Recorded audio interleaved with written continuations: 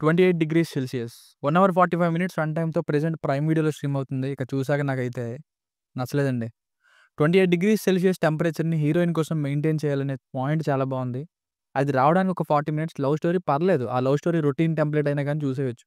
కానీ ఆ ఇంటర్వల్ తర్వాత నుండి అప్పుడు గూడా భయపెట్టలేని హారర్ కైండ్ ఆఫ్ సీన్స్ రిపీటెడ్‌గా ఉంటాయి. ఆ తర్వాత ఇంక మెయిన్ స్టోరీ 28 డిగ్రీస్ సెల్సియస్‌నే కాదన్నట్టుగా లాస్ట్‌లో ఎవరొకరిని పెట్టి ఒక డిసార్డర్ వలన వేరే వాళ్ళు సఫర్ అవుతున్నారనే ఎండింగ్ ఏదైతే ఉందో ఎన్నో సినిమాల్లో చూసిందే.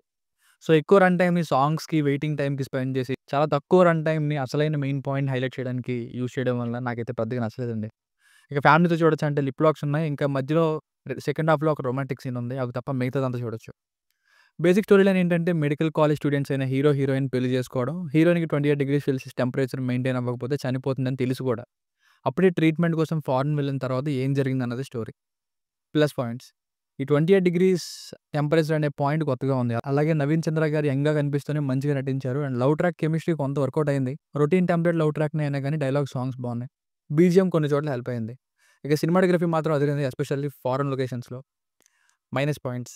అసలైన పాయింట్‌తో ఆడుకోకుండా ఎండకి ఓస్ ఇంతేనా? ఇదేనా రీజన్ అని ఇలా ఎండ్ చేయడం. ఎక్కువ టైమ్‌ని లవ్ స్టోరీకి స్పెండ్ చేయడం. సాంగ్స్ ఎక్కువైపోయాయి. మెయిన్ ప్రాబ్లమ్ కంటే కూడా లవ్ స్టోరీ అదే ఎక్కువ హైలైట్ అవుతుంది. నెక్స్ట్ ఫారెన్‌కి వెళ్ళాక భార్యాభర్తల స్టోరీ ఇవి ఎక్కువైపోయాయి. నేనైతే ఈ 28 డిగ్రీస్ ప్రాబ్లమ్‌తోనే ఒక విషయం జరిగిన తర్వాత ఇంకేదో ఉంటుందేమో, ఇన్విజిబుల్ ఫార్మ్‌లో వస్తుందేమో తను అనుకున్నా గానీ అక్కడే ఇంకా డిసప్పాయింట్ అయ్యా. సో, ఫైనల్‌గా మూవీ వర్డిక్ట్ ఏంటంటే కొత్త పాయింట్ ఒకటి ఉంది గానీ పూర్తి స్థాయిలో యూజ్ చేసుకొనుంటే ఇంకో లెవెల్‌లో ఉండేది. మంచి యూనిక్ థ్రిల్లర్ అనేలా. కానీ ఇక్కడ lengthy love and marriage story, horror లేని హారర్ సీన్స్ ఇవి ఎక్కువైపోవడం వల్ల ప్రయత్నం బావుందని చెప్పొచ్చు అంతే. Good attempt but the concept was not fully utilised. మీకేమైనా వర్క్ నచ్చినట్లయితే మరిన్ని రివ్యూస్ కోసం మన ఛానెల్‌ని సబ్స్క్రైబ్ చేసుకోండి. Thank you.